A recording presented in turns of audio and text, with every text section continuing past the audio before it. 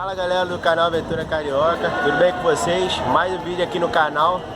Hoje a gente está aqui no bondinho do Pão de Açúcar para mostrar para vocês hoje que a gente vai subir e fazer o tour histórico aqui no bondinho do Pão de Açúcar. A gente vai mostrar tudo para vocês, vamos filmar e espero que fique legal aí, aprecie as imagens aí. Esse tour que a gente está fazendo hoje, na data de publicação desse vídeo, janeiro de 2020, é R$175, tá? A inteira, né, para um adulto. Então vocês já fiquem ligados aí, qualquer coisa pode botar aí, perguntar qualquer coisa.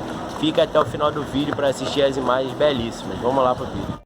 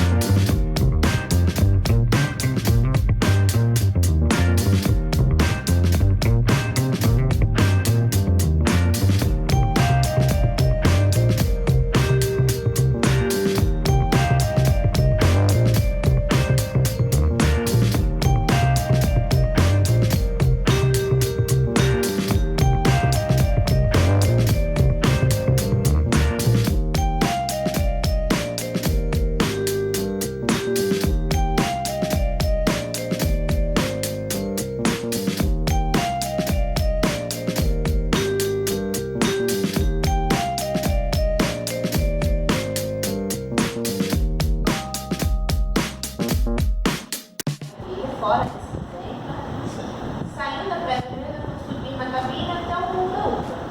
No Morro da Urca, eu tenho um roteirinho com pontos onde a gente vai parar e conversar sobre algumas coisas relacionadas, primeiramente, ao bondinho, a história do nosso bondinho, e alguns pontos também a história do Rio, os pontos que a gente consegue observar lá de cima.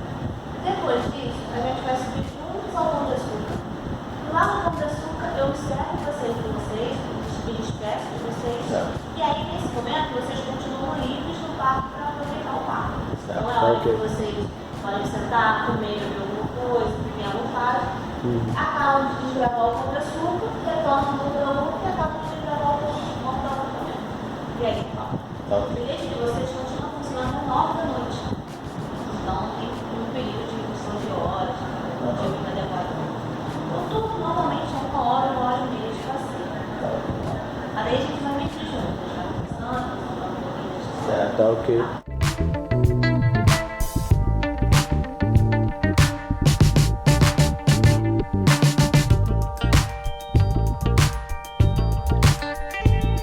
Uma cabine de um lado, a outra cabine do outro e o motor fica lá em cima.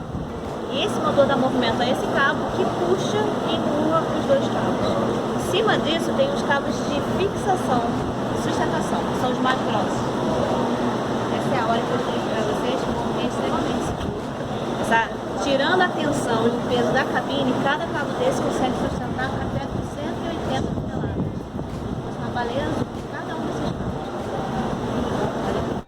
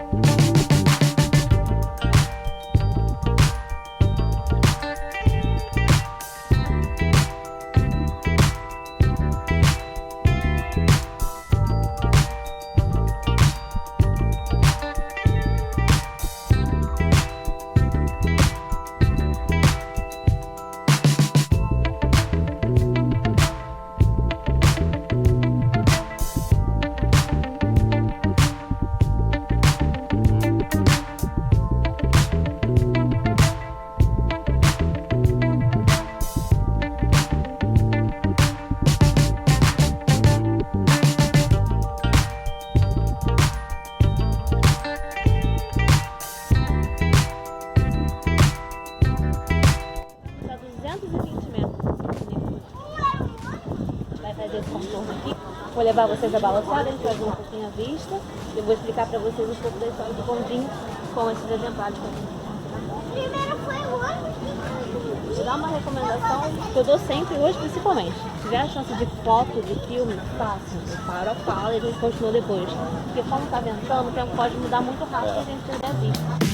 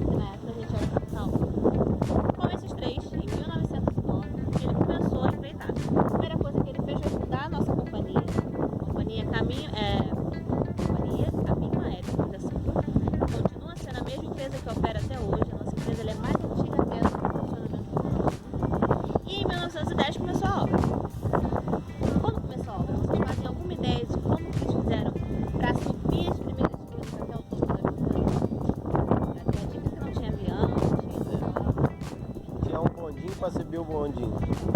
No primeiro momento, não. No primeiro momento não tínhamos nada. Eles tiveram que literalmente escalar. Tá, vamos ser realistas. O Morro da Urca é mais fácil. Hoje em dia a gente tem mesmo uma trilha. Então a subida pro Morro da Urca aconteceu, foi árdua, assim, foi possível. Agora no Pão de Açúcar as coisas são um pouco mais complicadas. O Pão de Açúcar até hoje é um dos pontos mais difíceis de escalar. Em uma escala de 1 a 5, o Pão de Açúcar oscila entre 4 e 5. Então é realmente muito difícil. Eles fizeram isso na época, sem equipamentos próprios, eram muitas coisas que foram feitas adaptadas às dificuldades dos equipamentos que tinham da Europa. Eles subiram com pedaços de um guincho. Eles montaram um grande guincho e foram dividindo e cada um levava um pedaço. Com esse guincho remontado no topo da montanha, eles começaram a subir uma pessoa com uma corda. Essa corda foi passada de lá de baixo até aqui. Com essa corda a gente foi perdendo. Uma corda mais grossa, uma corda mais resistente, uma corda ainda mais resistente. Até que redes foram utilizadas para finalmente chegar um cabo de aço. Esse cabo de aço não era como o nosso, que ele foi fazer eram bem mais finos, e eles fizeram como se fosse um carrinho de carga. E aí sim, com um bondinho de carga, um bondinho bem mais rudimentar, eles subiram outras peças. Eu vou mostrar mais lá na frente que a gente tem peças enormes. E era praticamente impossível subir por escalada, por lá. Bom, tendo todo esse trabalho, o bondinho foi inaugurado em outubro de 1912. Esse primeiro trecho foi em outubro de 1912. 3 meses depois, em janeiro de 1913, o segundo trecho do Pão de Açúcar. Então, foi uma obra bem rápida, né? Isso é quase seguida, né? Sim, a construção foi feita junto. O Pão de Açúcar ela tinha um grau de dificuldade um pouco maior. E agora tem essa diferença de 3 meses. É muito pouco tempo. Bom, perguntas até agora. Não se acostumaram com o nome Camarote Carril. Imagina. Nós como cariocas. É um nome difícil, um nome que não combina com a gente. Não, Camarote Carril não pegou no gosto popular. Porém, essa cabine lembra muito bonde elétrico, que andava muito na cidade naquela época. A gente tinha inclusive uma linha de bondes elétricos que chegava até aqui na rua. E aí a gente, só que a cabine do bondinho lembra o nome que é do bonde. Por isso a gente virou um bondinho. É assim que surgiu o nosso apelido de bondinho. Na verdade a gente usa agora até de uma forma mais formal, mas surgiu como uma brincadeira carioca. Nós estamos num teleférico que é um bondinho. Bom, aqui está a estátua do Augusto.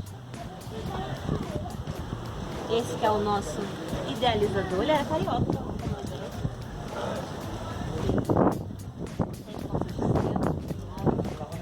O Augusto, ali na plaquinha, ele viveu até 31. Ele se distanciou da empresa em 35, então ele literalmente viveu o resto dos dias dele praticamente em função do bondinho, sempre apaixonado pelo que ele tinha construído. Pouco antes dele sair da empresa, ele fez uma das últimas coisas que foi convidar aquele senhor que está ali do lado a trabalhar aqui. Aquele é Cristóvão Leite de Castro. Ele entrou na empresa como um engenheiro técnico. Ele foi o responsável a cuidar do bondinho, continuando sendo esse bondinho. Com o passar dos anos, depois que o Augusto faleceu, Cristóvão começou a comprar gradativamente as ações, as partes da empresa, da nossa companhia. Até determinado ponto que ele se tornou sócio majoritário e o CEO. Aí ele sai de ser diretor técnico e passa a ser um diretor como presidente, diretor-presidente da nossa companhia. Vou apresentar para vocês agora o Cristóvão. É, o Cristóvão é elegante. O Cristóvão, se vocês repararem, ele faleceu há muito pouco tempo. Tem funcionários aqui do parque que se lembram dele. Bom, o Cristóvão, quando ele se tornou diretor-presidente, ele encontrou o bondinho numa situação muito diferente do que foi feito pelo Augusto.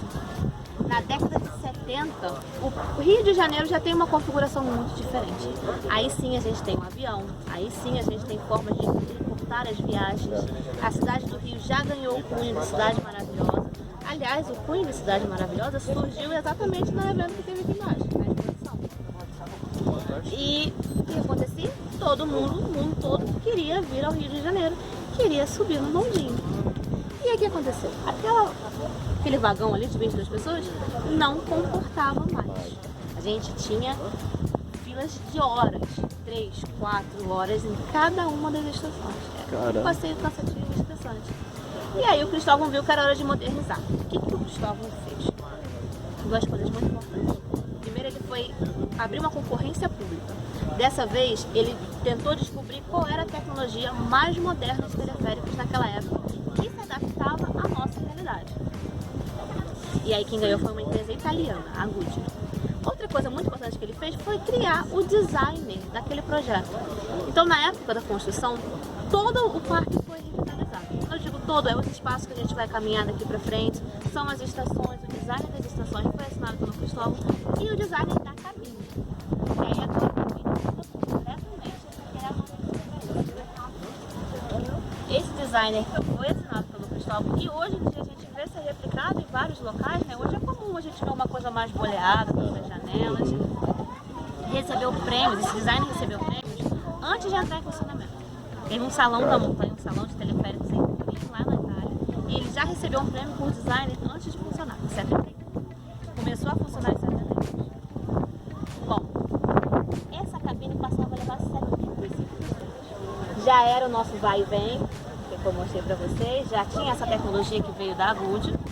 E essa cabine ela tem várias histórias curiosíssimas. Uma delas é que foi gravado um filme do James Bond com ela. Não sei se vocês já ouviram falar. Já viu? James Bond, o Foguete da Morte, tinha um vilão chamado Dentes de Aço. Na história, o Dentes de Aço corta o cabo e tenta derrubar a cabine com o James Bond dentro.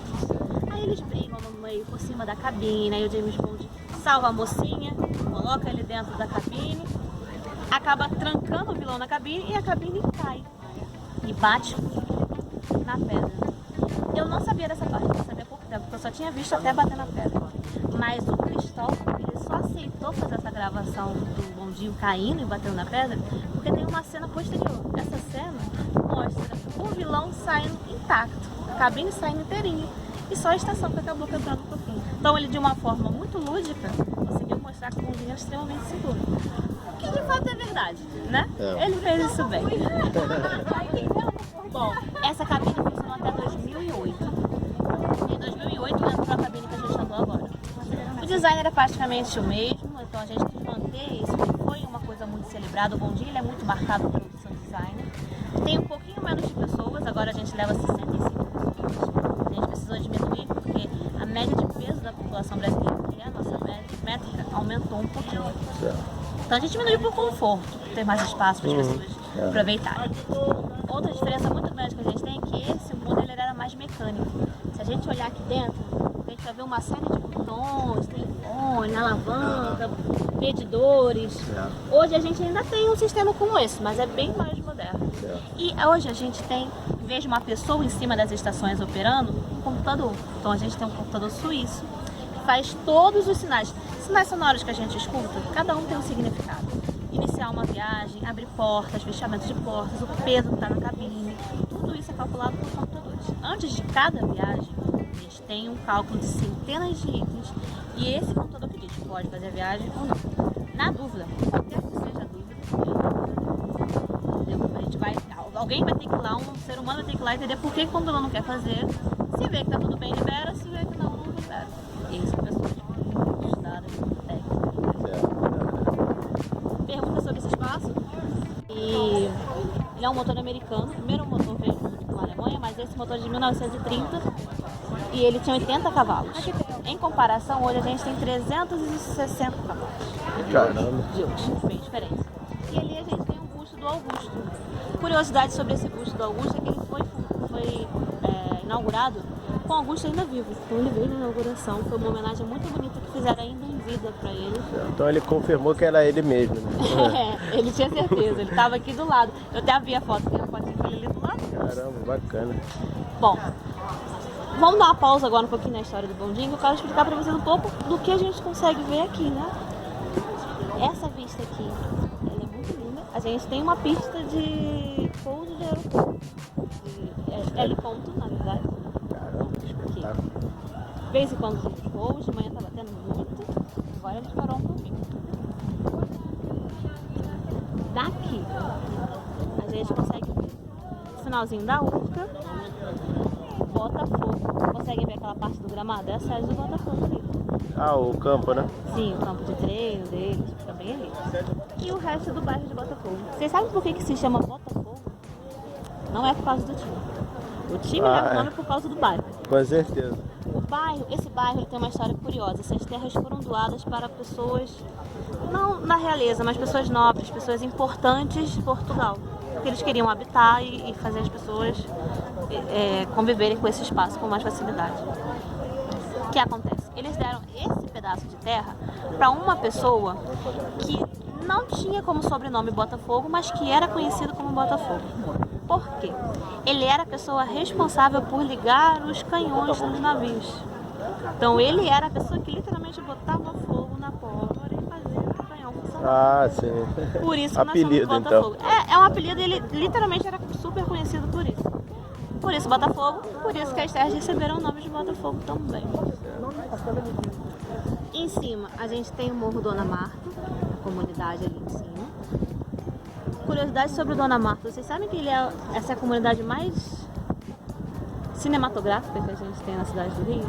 Praticamente tudo que é filmado lá em favelas e comunidades é feito ali. De clipes da Beyoncé, com a Alicia Keys, visita da Lady Gaga, novelas da Globo. Michael Jackson, exatamente. Caramba. A parte do Rio foi gravada aqui. A gente tem um mirante lá que tem uma estátua do Michael Jackson. E a outra parte foi feita lá em Salvador. Subindo um pouquinho, está escondido, nosso Cristo deveria estar lá em cima. O Cristo é o mirante mais alto da cidade do Rio, a mais de 700 metros de altura. Porém, não é o ponto mais alto da cidade do Rio. A gente tem a Pedra da Gávea nessa direção, também está escondida. A Pedra da Gávea ela tem mais de 800 metros. Mas é só trilha lá, não é mais difícil. Eu já prefiro o Cristo, é muito fácil, mas tranquilo. Na verdade, eu prefiro o bondinho. Né? O Cristo na Iapó. Bom.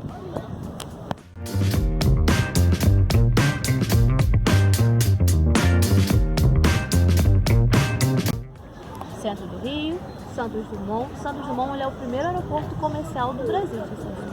Do Japão. Ele tem uma importância muito grande assim. Ponte Rio-Niterói e Niterói do outro lado.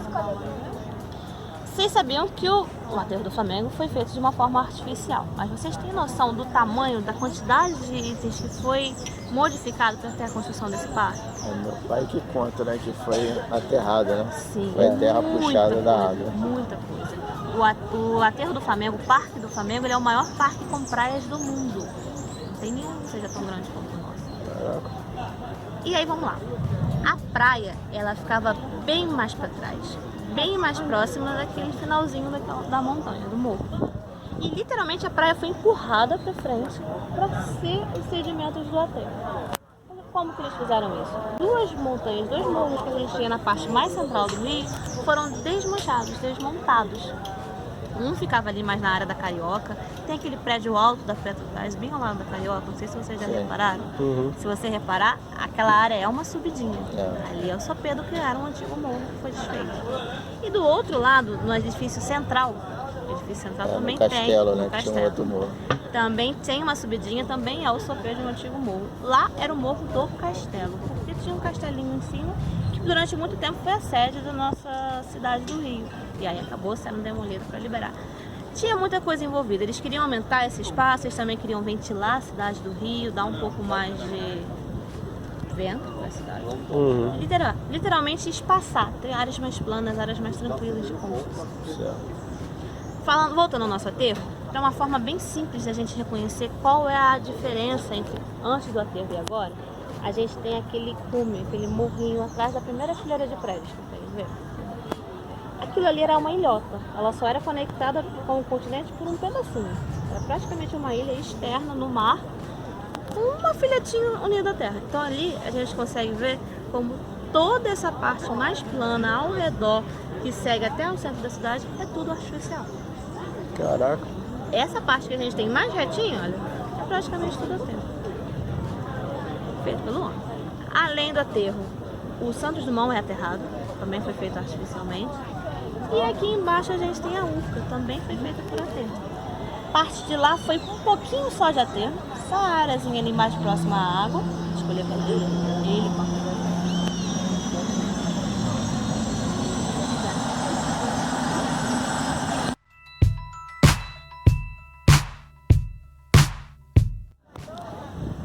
E tem algumas curiosidades sobre isso. Ela foi feita para ser um bairro residencial, programado, planejado. Mas ao lado da praia, vocês conseguem ver que tem uma pontinha de uma praia? Ao lado da praia da UFA, ali bem em frente, tem uma construção que foi feita para ser um hotel balneário. E foi um hotel balneário durante muitos anos. Um hotel balneário totalmente a nata da cidade do Rio naquela época, estava envolvido ali, se hospedava ali. A gente teve, por exemplo, o Walt Disney se hospedando nesse hotel. Carmen Miranda se apresentava nesse espaço antes de ir para os Estados Unidos. Era realmente um espaço muito poderoso, muito imponente da cidade do Rio.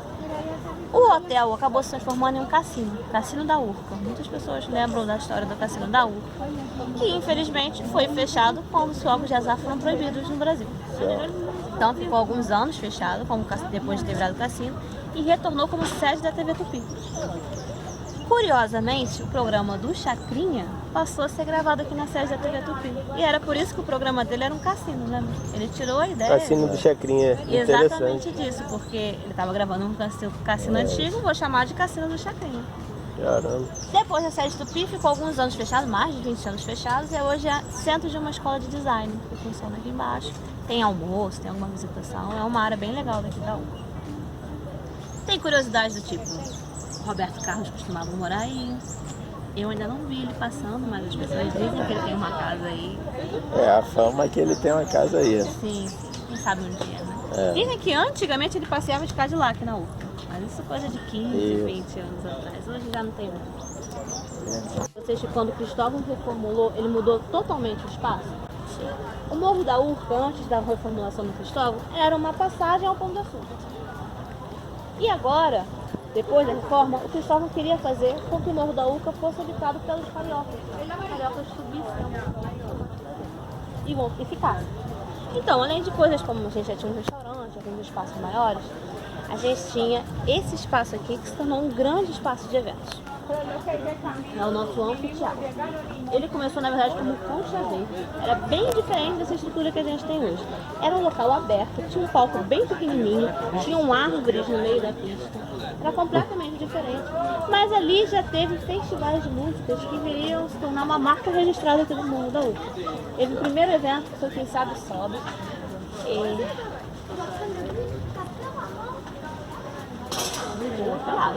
Então a gente teve aqui os shows de alguns artistas muito famosos. Depois, Quem Sabe Sobe, foi tendo outros eventos. A gente teve uma festa muito importante para nossa história aqui, que foi o Dancing Days. Vocês já ouviram falar desse nome, Dancing Days? Já ouvi. Aquela novela. Na novela. Exatamente. A novela na Globo se passava toda dentro de uma pista de dança, de uma discoteca. E essa novela veio inspirada da festa Dancing Days. Não vou negar pra vocês, eu lembro de ouvir os comerciais do Oi, dos Carioca, quando eu era criança, eu falava, gente, como que eles subiam lá? Eu não tinha vindo aqui ainda, como que tinha show lá em cima? Não entrava na minha cabeça. Mas tinha, e agora eu sei que tem esse espaço maravilhoso pra isso. E esse mais que faz que a cabine se move um pouco mais rápido, um pouco mais veloz. O primeiro trecho faz a 24 km por hora, o segundo faz a 36 km por hora. Faz uma média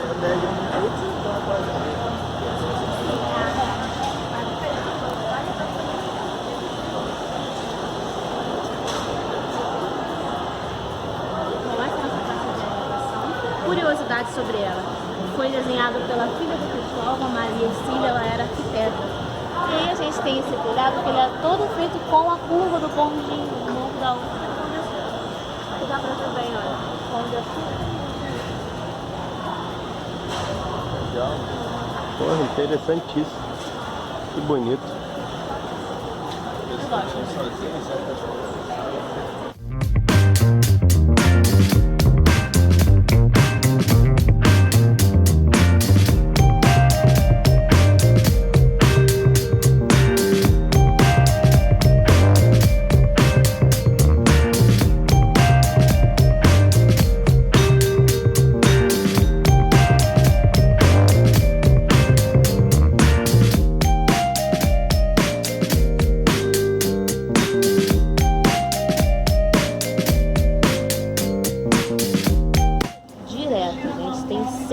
Escalando, tô até achando curioso que no final de semana eu sempre vejo os pontinhos vermelhos. É, hoje verdes. não. Hoje não tem ninguém não.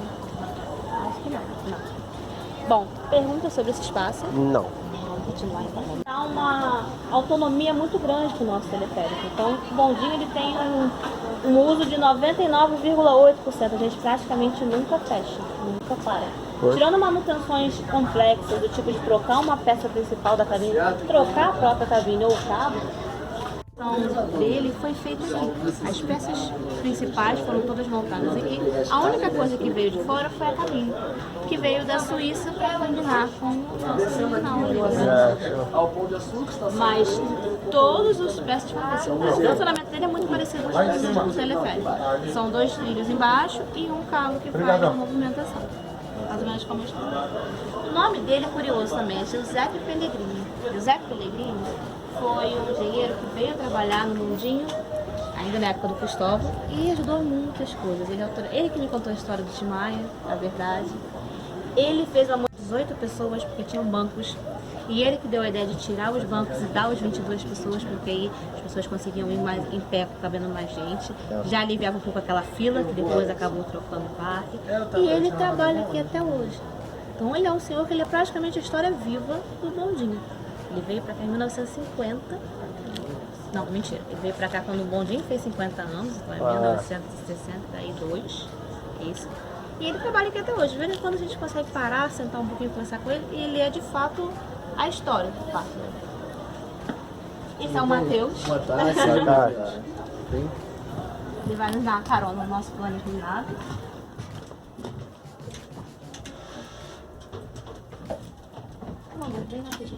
O plano ele tem uma função prática, que é fazer o papel de um elevador em função dessas escadas que a gente tem dos dois lados.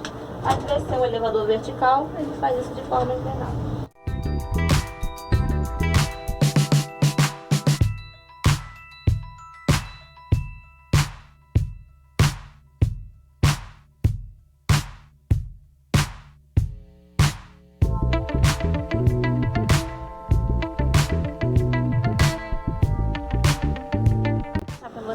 Espaço de memória. Que é isso aqui. Cocuruto. Primeira coisa, por que a gente chama o espaço de memória de cocuruto? Cocuruto na língua indígena significa toco. A gente tem aquela piada do toco da cabeça. Cucuruco. Então, aqui é o cocuruto do Morro da Urca. A gente tem lá no fundo uma parte do cocuruto. A gente vai chegar lá. Eu quero mostrar outras coisas para vocês do morro. Show. Essa é a máquina original de 1912. Então, lembra que eu falei que as peças vieram da Alemanha, subiram no carrinho? Essas peças que subiram no carrinho. Elas são peças inteiristas, foram feitas por formas lá na Alemanha, vieram de navio para cá. Chegando aqui em cima, foram todas içadas e montadas aqui. Essas são as peças da estação 3. Ela é o equivalente à estação que a gente tem aqui ao lado agora, que leva ao Pão de Açúcar. Elas nunca foram desmontadas, elas nunca foram deslocadas depois que elas foram montadas. Então a estação era aqui, a estação foi desmontada, a máquina ficou durante anos, décadas praticamente, em céu aberto, sendo pintada, sendo preservada, e depois essa área de memória ela foi construída em volta dela. Então a gente tem esse espaço até hoje com essas peças. O motor que eu mostrei lá na frente, naquela bem aqui, Olha o de 80 e poucos cavalos, né? isso.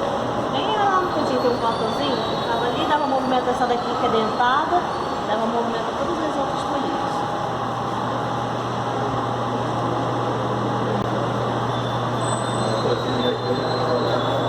Caramba, que peso que ele rodava.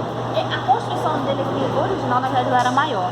Essas folhinhas, elas ficavam suspensas, tinha um contrapeso gigantesco que ajudava, tinha muita coisa que a gente acabou comprimindo nesse espaço. É mas que ainda isso aí também, no caso, é para facilitar o próprio motor, né? Sim, sim. Quantas rodas maiores? Vai trocando e vai facilitando. Bom, continuando.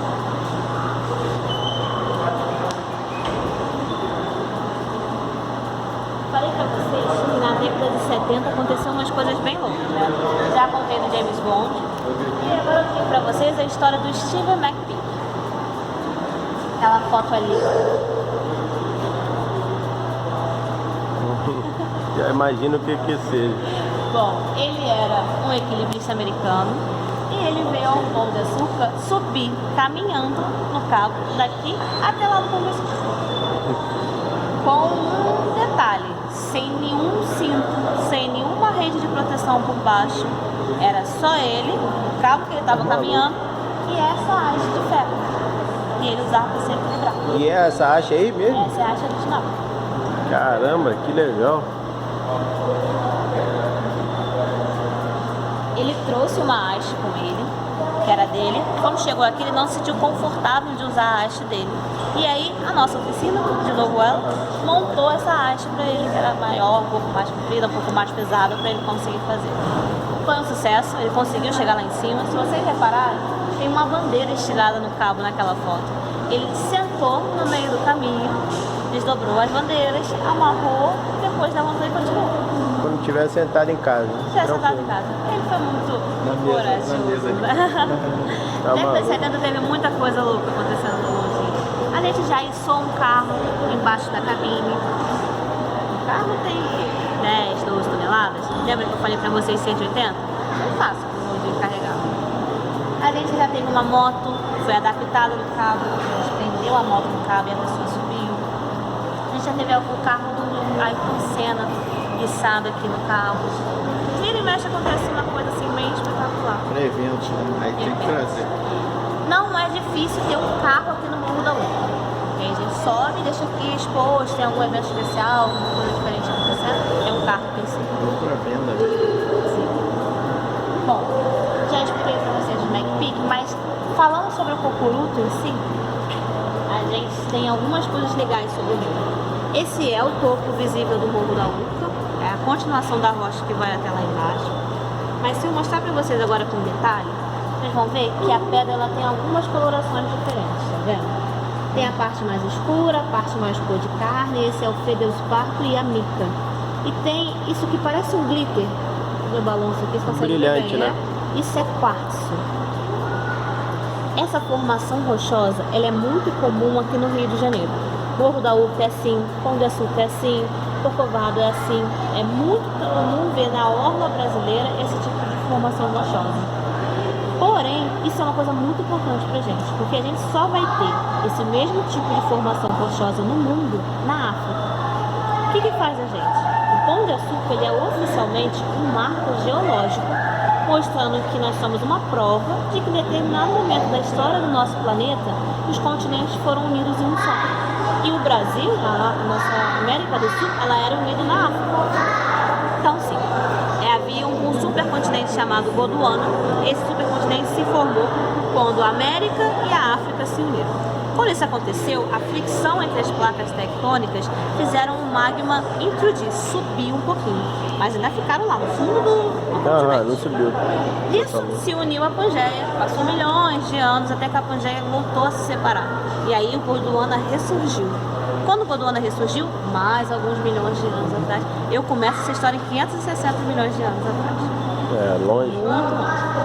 Quando se separou de novo a Gondwana, que se separou entre o Brasil, entre as Américas e a África, isso já 1.300 milhões de anos atrás, um pouquinho menos, surgiu o nosso oceano, né? O Oceano Atlântico acaba surgindo dessa fricção entre uma e outra que se separou, e quando eles foram se separando, essas rochas que estavam lá no fundo do oceano acabaram emergindo. E aí a gente tem essa formação rochosa em volta do nosso país. Parem para pensar, a gente está numa área de praia, não é tão comum ter tanta rocha, tanta montanha, tanta formação rochosa numa área de ribeira, uma área de praia. E aqui a gente tem exatamente porque a gente é essa quebra, a gente é essa ruptura entre o continente separado. A gente está tranquilo, agora com a movimentação, a gente está bem no meio da placa tectônica, então não corre risco de terremoto, tsunami, tudo mais. Mas a gente já foi muito mais agitado, a gente já teve muito mais emoção.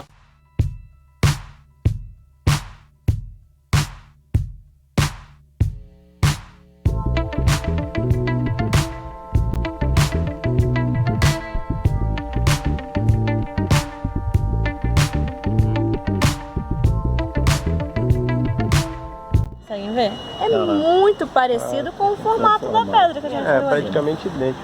Mas isso não é um pão. É aí que os portugueses confundem a gente.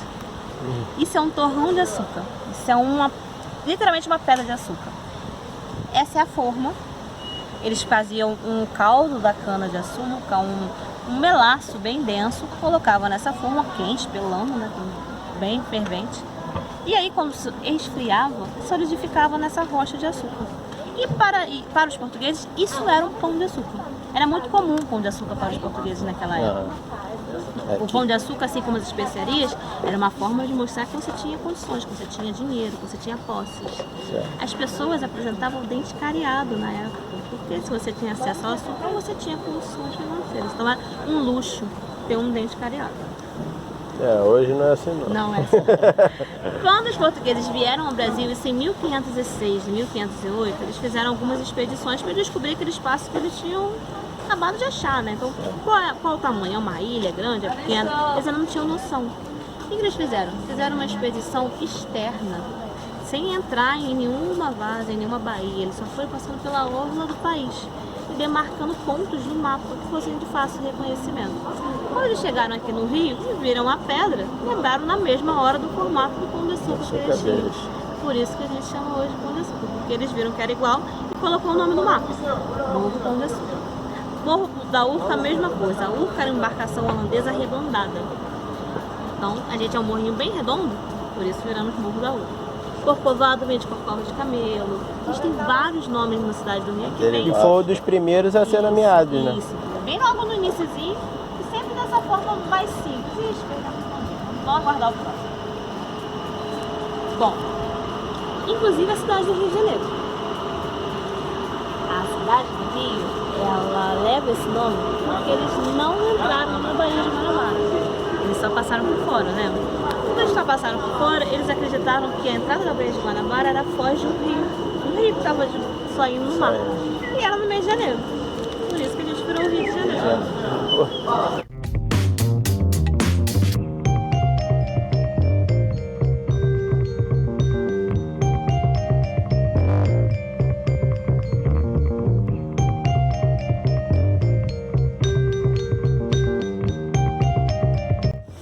Tentamos colocar um dispositivo automático, mas aí vazava muito óleo lá embaixo, e é uma área de preservação ambiental.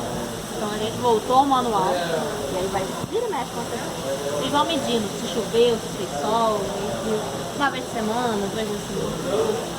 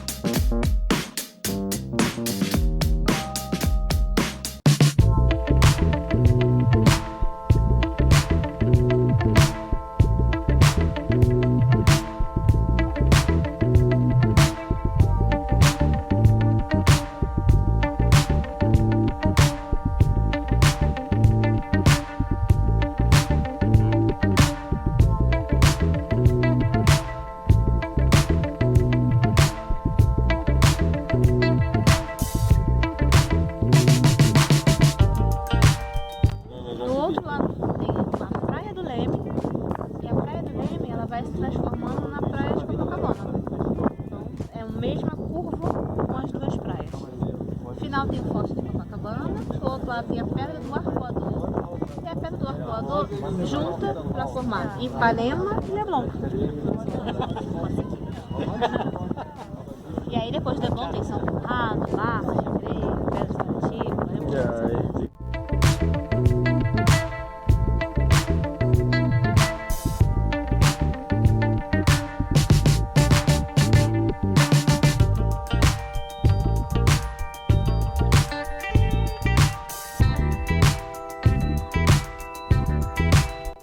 Porém, eu tenho essa área aqui. Foi aqui que começou a militares. Vou contar pra vocês. Os portugueses vieram aqui, demarcaram os nomes, falaram que se chamava Rio de Janeiro, que se chamava Pão de Açúcar, mas não ficaram aqui. Eles não ocuparam o espaço do Rio de Janeiro no primeiro momento. Eles ficaram mais lá no Nordeste, no Norte, áreas mais planas para poder fazer agricultura, ficaram por lá. Porém, os franceses, alguns franceses, viram potencial nessa área e resolveram tentar formar o que eles chamavam de França Antártica. O que eles fizeram? Tá vendo aquela ilha que tem ao lado do Santos Dumont? Aquela ilha, até hoje a gente chama de Ilha de Villers-Gaillon, porque foi Nicolas de Villers-Gaillon que teve essa ideia de formar a França Antártica aqui. Pois bem, eles se instalaram naquela ilha, começaram a formar um forte, eles chamavam de Forte Coligny, e ficaram aqui, como se nada tivesse acontecido. Começaram a tratar com os índios, eles tinham contatos com os índios tamoios, ficaram aqui por alguns anos. Portugal finalmente percebeu o que estava acontecendo. Então Mendes Sá, que estava lá em São Paulo, começou a mandar homens, armadas, esquadras para guerrear com os franceses. O que eles faziam? Eles entravam pela Baía de Guanabara direto, iam lá guerrear, perdiam. Os que sobreviviam batiam em retirada, não dava certo. Fizeram isso algumas vezes. Então eles vinham, entravam, era muito exposto, né? Essa distância era o suficiente para eles soarem os alarmes e conseguirem guerrear com os fortes, com as fortificações. Pois bem, Mãe de Sá resolveu chamar seu sobrinho, Estácio de Sá. E aí Estácio de Sá veio de uma forma bem diferente. Ele não entrou direto e foi guerrear os franceses, pelo contrário, ele veio na surdina, aportou com seus navios aqui nessa praia, escondido do resto da Baía de Guanabara, pelo Morro Cara de Cão, que é esse morro aqui em frente. Na surdina ele soltou do navio, literalmente fundando a cidade do Rio de Janeiro. Então eles saíram do navio, começaram a criar fortificações, cortar árvores, criar muros e fundando a cidade do Rio. Conseguem ver aquela praça que tem ali entre a praia e aquele telhado abóbora? De um e outro? Bem ali, a cidade do Rio foi fundada por Estácio de Sá em 1565. Foi aí que a gente começou a chegar nos militares. Mas vamos lá. Com essa fortificação aqui, continuou a guerra, continuou a batalha contra os franceses durante algum tempo. Os tamoios eram unidos aos franceses. Então os temenimós, que eram rivais dos tamoios, acabaram se unindo aos portugueses. E eles foram primordiais para isso. Porque os temenimós, eles eram excelentes guerreiros. Eram fortes, eles eram inteligentes, tinham estratégias. Mais alguns anos de guerra, mais umas batalhas. A gente teve uma batalha muito grande que aconteceu ali na área da Marina da Glória. Nessa batalha, Estácio de Sá acabou levando uma flechada no olho, que virou a morte dele. Aí a história diverge. Uns dizem que ele estava envenenado, que a flecha estava envenenada. Outros hoje em dia dizem que ela apenas foi uma ferida não tratada. Então, uma infecção que se tornou generalizada e acabou levando o Estácio de Sá. Mas essa batalha já foi praticamente no final. Eles conseguiram retirar os franceses aqui com duas pontas. Esse ponto estratégico ele era muito importante, porque além de guerrear ali do outro lado, eles tomaram conta da entrada da Baía de Guanabara. Eles começaram a formar o que hoje a gente tem aqui, que é a linha de defesa da entrada. Então, o forte aqui, eles começaram a chamar de Fortaleza de São João. Do outro lado tem a Forte São José, do outro lado do morro, ali na pontinha. No meio da Baía de Guanabara tem aquela pedra, que na verdade hoje é o nosso Forte Laje. Antes de ter o forte, eles deixavam canhões ali, aguardando quando os navios entrassem, eles atacavam. E do outro lado tem a Fortaleza de Santa Cruz, lá em Niterói, aquela maior. Então, com esse local aqui estratégico, eles guerreavam contra os franceses e impediam os franceses que estavam querendo fugir de sair. E os franceses que estavam lá de fora com mais mantimentos, munições, tudo, não conseguiam entrar. Eles não conseguiam entrar, eles acabaram sufocando os franceses dessa forma. Com isso, em determinado momento, os franceses bateram em retirada e os portugueses foram os vitoriosos dessa guerra. como cariocas, é por isso que a gente fala português e não francês. A gente teve ali, ó, um pouquinho que na verdade falar francês. Não teve jeito. Bom, Sabe se seria melhor? eu acho que eu gosto de português. A gente tem alguns problemas com eles, mas bom, depois do fim dessa guerra, os Teminimós ganharam um prêmio dos portugueses. Eles foram agraciados, eles foram recompensados com um pedaço de terra de que eles poderiam viver tranquilamente sem interferência do homem branco. E esse local era Niterói. Ele é outro lado ali. Então, se vocês já foram a Niterói, se vocês são de Niterói, Não, a gente não, mas a gente tem... Conhece? A gente tem a praça ali das barcas, que é Araribóia. Araribóia era o cacique dos Teminimós na época. Foi graças ao Araribóia que os franceses foram expulsos e que os Teminimós ganharam as terras de Niterói. Niterói, na língua indígena deles, era águas escondidas. Então eles estavam ali separados, protegidos, enquanto os portugueses começaram a desenvolver a cidade. Depois do fim da luta com os franceses, a sede da cidade do Rio saiu daqui e foi para o Morro do Castelo. Que eu tinha falado para vocês. Basicamente, o de hoje continua sendo o nosso centro da cidade. Foi assim que surgiu os militares nessa época. E eles tomaram conta, né? Tomaram E conta. Aqui, ali, todos os espaços, a gente tem muitos militares aqui no nosso. Lá no aterro do Flamengo tem um triângulo nessa direção, não sei se vocês conseguem ver. Aquele ali é um monumento em homenagem à estátua de Sá. Dele ali está bem na direção da Praia do Sol. O triângulo está focado no local onde ele fundou a cidade.